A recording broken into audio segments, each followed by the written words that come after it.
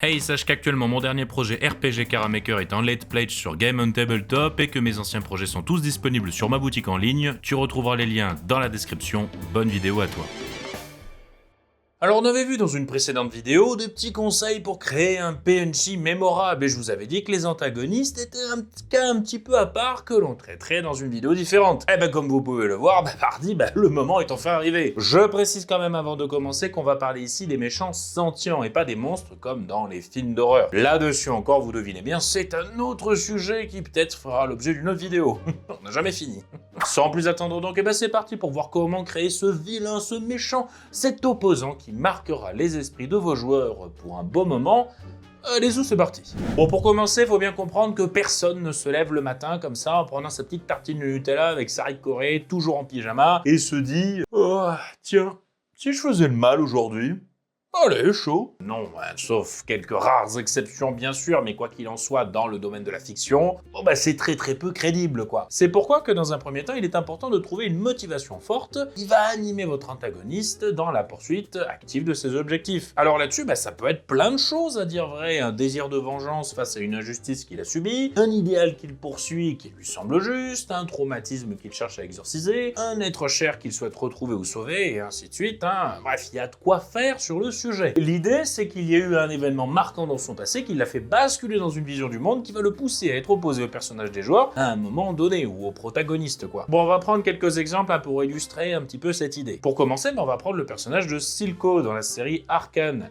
Tout du long de la première saison, celui-ci est principalement animé par un rêve d'indépendance absolue pour Zone. Et contrairement à d'autres antagonistes classiques, entre guillemets, qui chercheraient simplement à accumuler des richesses ou du pouvoir, son objectif dépasse sa propre personne car il veut briser la domination de Piltover et faire de Zone une nation souveraine, et ce, quelles qu'en soient les conséquences. On a aussi le personnage de Dracula dans Castlevania qui est animé par un désir de vengeance après que les humains aient brûlé sa femme car il voyait en elle une sorcière alors que c'était juste une médecin qui soignait les malades. On pourrait aussi parler d'Handsome Jack dans Borderlands 2 qui est convaincu d'être le héros de l'histoire et que la solution qu'il apporte est la meilleure option pour le monde afin de ramener de l'ordre au milieu de tout ce chaos qui, il faut se l'avouer, est quand même bien amené par les protagonistes interprétés par les joueurs qui foutent littéralement le bordel sur leur passage. Il y a aussi Thanos dans Avengers Infinity War qui est persuadé que pour sauver l'univers de l'extinction, il est nécessaire de procéder à une purge de la moitié de la population,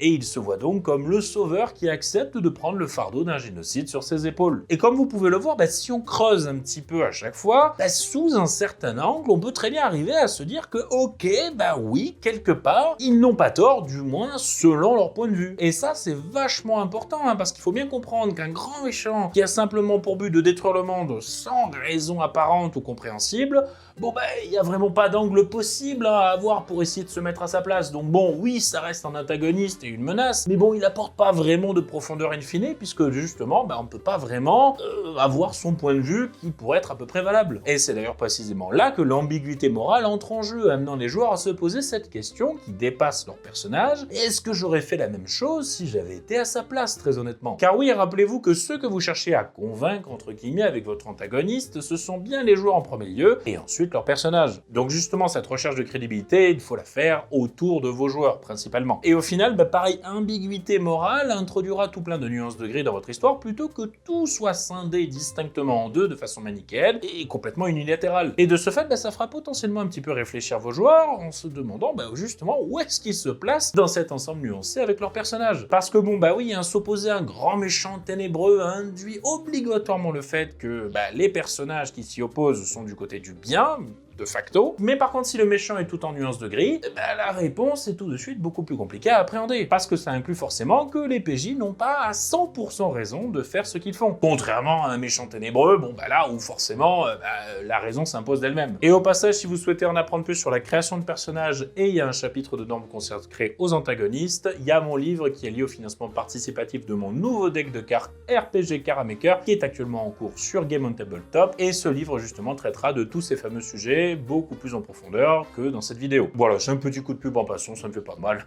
Le lien bien sûr est dans la description. Passons au reste de la vidéo. Bon, on a vu que la motivation à faire le mal, entre guillemets, ou tout du moins au sens plus large, de s'opposer au groupe de PJ qui sont censés être les gentils, ne doit pas venir de nulle part comme par magie. Et cela d'ailleurs est tout aussi applicable concernant l'apparition de votre méchant, qui doit être progressive et pas arriver comme ça un beau matin, comme un cheveu sur la soupe. Alors bien sûr, attention, il est tout à fait possible de le dévoiler assez vite via une entrée en scène spectaculaire pour amener l'élément déclencheur ou l'élément perturbateur comme on l'appelle, qui va venir chambouler l'histoire et créer ainsi le point d'entrée direct dans l'aventure. Là-dessus on est d'accord, forcément le méchant peut faire soudainement une entrée fracassante qui bouleverse la normalité. Mais ce qu'il faut comprendre, c'est que votre antagoniste doit avoir de l'impact sur le monde environnant, une influence à laquelle les PJ se retrouveront confrontés en premier lieu et contre laquelle ils devront se battre et mouliner un peu afin d'atteindre le grand méchant un peu plus loin. Car oui, un antagoniste a toujours une influence plus ou moins prononcée sur l'environnement de PJ en fonction de la menace qu'il représente. D'un côté, un criminel de quartier terrorisera suffisamment les commerçants locaux pour que ceux-ci évitent de parler de lui à voix haute, tandis qu'un seigneur du mal ravagera des régions entières dans son sillage. Le but ici, c'est de faire ressentir la présence de l'antagoniste au-delà de son apparition directe. Et ça, c'est ce que l'on appelle en narration le foreshadowing. Le foreshadowing est un procédé narratif par lequel un auteur suggère ce qui est à venir dans son récit, à travers des signes avant-coureurs se manifestant par la mention de points d'intrigue a priori anodins entre le début et le milieu de l'histoire. Et dans notre cas précis, c'est une technique narrative essentielle pour introduire progressivement un antagoniste sans le révéler trop tôt, en construisant son aura et son impact dramatique qui va avec. En gros, ce qu'il faut bien comprendre, c'est qu'un bon antagoniste ne surgit pas de nulle part, il est pressenti, murmuré, craint ou deviné par les personnages, et ce, bien avant son apparition effective. Cela, du coup, amplifie la tension et rend la confrontation finale bien plus marquante en faisant en sorte que les PJ anticipent la menace avant même de la rencontrer en personne, en combat singulier. Et le foreshadowing peut prendre encore une fois plein de formes différentes. Cela peut être des rumeurs, des mythes, des légendes ou d'autres récits effrayants qui courent au sujet de l'antagoniste. Comme par exemple Voldemort dans Harry Potter, dont la présence est abordée bien avant qu'on ne le voit à l'écran, via le fameux sobriquet de celui dont on ne doit pas prononcer le nom. Cela peut être aussi des conséquences visibles de sa présence, comme des endroits marqués par sa domination, des sbires à son service, des effets directs sur les PNJ, ou encore des séquelles indirectes de ses actions, comme des flux de réfugiés suite à la guerre qu'il mène, des famines, etc., etc.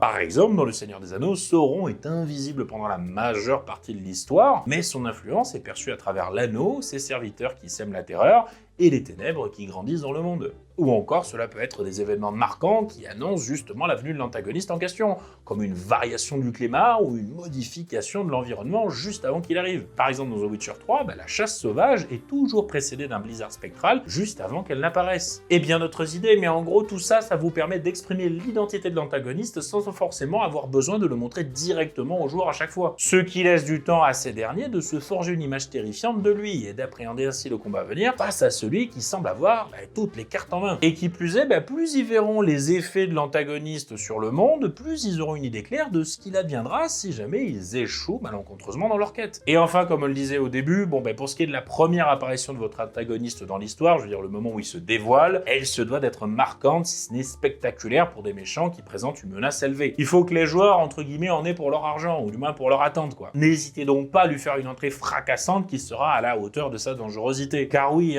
personne ne veut voir un seigneur du mal comme ça arriver simplement les bras ballants en descendant les escaliers de sa tour noire en pyjama Hello Kitty. Bon, même si ça serait très drôle, je vous l'accorde. Donc allez-y, mettez le paquet, vos joueurs n'en seront que plus ravis de voir un combat épique se profiler à l'horizon. Bon, on a un tout petit peu effleuré ce conseil dans le premier point, mais dites-vous que si vous laissez filtrer une part de bon dans votre antagoniste, il n'en sera que meilleur. Oui, parce qu'un méchant qui est tout simplement détestable en littéralement tout point, il est un petit peu trop facilement antagonisable, si je puis dire. Dans le sens où, le premier réflexe le plus logique que l'on puisse avoir, c'est de ne pas l'aimer sans réfléchir plus que ça. Ce qui est normal, attention, pour un antagoniste, d'être détesté et d'être détestable, parce que je ne vous dis pas non plus de le rendre ultra sympathique non plus. Mais comme on le disait, un peu de nuance de gris permet très facilement de gagner en profondeur, en évitant qu'il soit juste un méchant pour le simple plaisir de l'être et purement et simplement détestable. Et cela peut prendre encore une fois bien des formes. Cela peut être un amour sincère pour quelqu'un,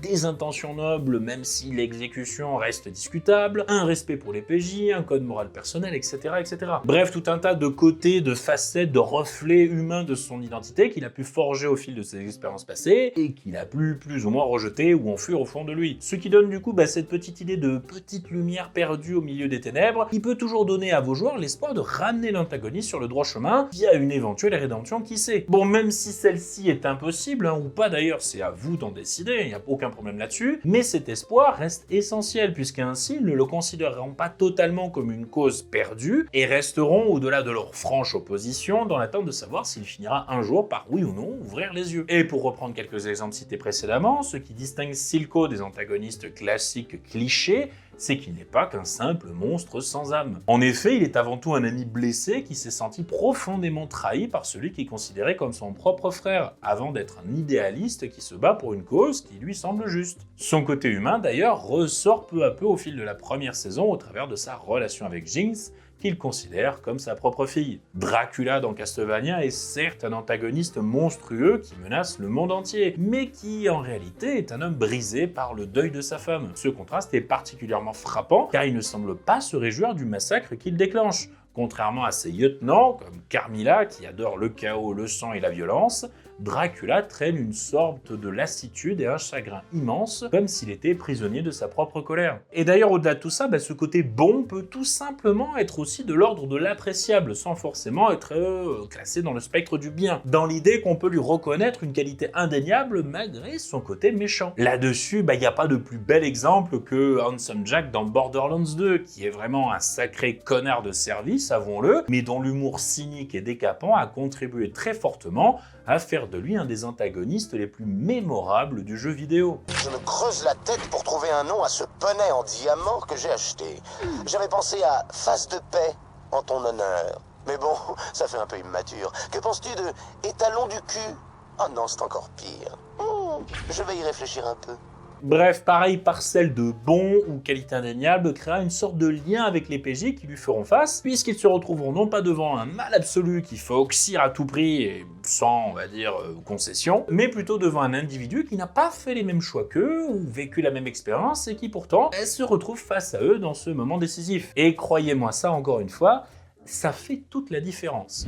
Bon, et enfin, on connaît tous la fameuse loi du talion, œil pour œil, dent pour dent, qui est quand même extrêmement bien ancrée dans notre nature humaine, on va pas se le cacher. Et c'est ce qui fait que l'on prend plaisir à observer des retours de karma revenir dans la tronche de ceux qui ont mal agi, ou bien le plaisir interne, le soulagement que l'on a lorsque l'on assiste à la chute brutale du méchant, après qu'il ait passé toute l'histoire à faire souffrir les protagonistes. Et dites-vous que c'est pareil pour vos joueurs, imaginez-vous qu'ils ont pris dans la gueule avec leur perso pendant toute la durée de la campagne, avec des morts de PNJ qu'ils aimaient bien, des victoires amères, une progression difficile et laborieuse, des choix qu'ils ont dû faire, etc., etc. Et à chaque fois, sans vraiment pouvoir arriver à vraiment rendre la monnaie de sa pièce directement dans la tronche du méchant. Donc forcément, quand viendra le moment fatidique où l'antagoniste va passer l'arme à gauche, arrangez-vous quand même pour que vos PJ puissent avoir droit à leur moment cathartique où il lui bourrine sa gueule une bonne fois pour toutes. À titre personnel, au fil de mes années de MMJ, j'ai pris d'ailleurs cette habitude de ne pas laisser un antagoniste tomber raide mort dès que c'est pour une vie atteinte 0. En effet, plutôt que de le faire succomber à une simple attaque, je lui accorde un dernier tour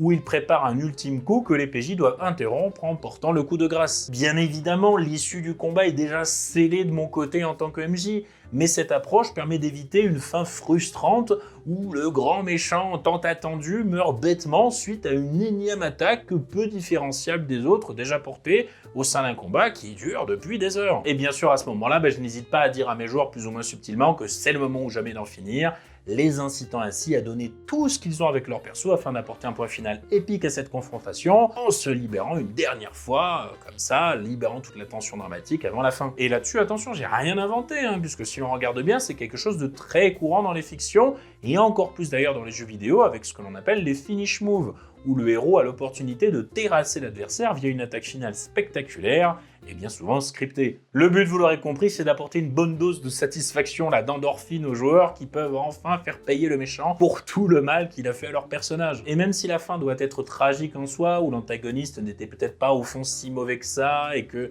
il y avait toute une réflexion de nuances de gris derrière, laissez-leur ce plaisir quand même, et abordez ensuite toute l'amertume à mener par pareille victoire pour l'après-bataille. Voilà, c'était un petit conseil bonus glissé comme ça à la volée, mais je pense quand même que c'est important de l'avoir en tête en tant que MJ pour permettre à vos joueurs de libérer un grand coup comme ça toute la tension accumulée et d'éviter qu'ils ne finissent la campagne sur une ultime frustration, ce qui serait ballot quand même, on ne va pas se le cacher après tout ce que vous avez réussi à accomplir. Mieux vaut un final épique qui t'a tordre un tout petit peu les règles au dernier moment, plutôt qu'un final qui tombe à plat parce qu'on a suivi scrupuleusement les règles et les PV tombent à 0, donc il meurt à la fin. Vous avez compris l'idée, quoi. Voilà. Allez-y, un peu enjolivez l'histoire par pitié, quoi. Bon, évidemment, tous les conseils que j'ai abordés dans cette vidéo, c'est dans l'optique de faire des antagonistes avec de la profondeur. Je ne veux pas dénigrer pour autant, attention, les méchants classiques, un peu clichés, qui peuvent être tout à fait acceptables pour des parties de JDR un peu plus light ou du moins pulp, quoi, où la profondeur n'a pas tant que ça raison d'être. Bien sûr, voyez tout ce que je viens de dire comme une boîte à outils que je vous propose et pas comme des règles parfaites à suivre. Le but, ça reste avant tout de vous amuser en compagnie de vos joueurs. Comme toujours, le credo sera toujours le même, donc gardez ça en tête et puis appropriez-vous mes conseils et tout ira bien. Quoi qu'il en soit, ça sera tout pour ma part. Je vous fais à tous de très gros bisous et je vous dis à dans une prochaine vidéo. Oui, c'était le scénariourgien. À ciao, bonsoir, les studios.